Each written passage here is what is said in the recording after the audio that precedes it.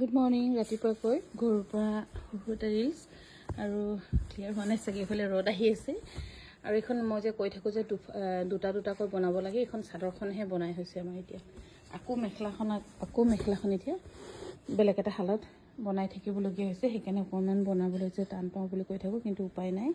বাইদেউগৰাকীয়ে বহুত দিনতে পইচা এডভান্স কৰি থৈছিলে, চাদৰখন দীঘল হ'ল পিন্ধিব নোৱাৰোঁ বুলি কোৱাৰ কাৰণে বনাবলগীয়া হ'ল। বেছি বনোৱা নাই, এনেই 7খনমানহে লগাইছোঁ, খালি চাদৰখন 7খন।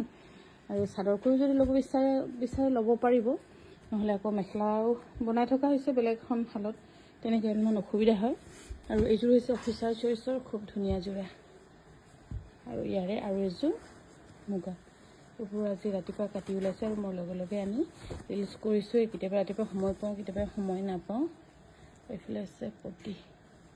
এই নাৰিকল গছজোপা কোনোবা যদি ল'ব বিচাৰিছে আমাক যোগাযোগ কৰিব পাৰিব।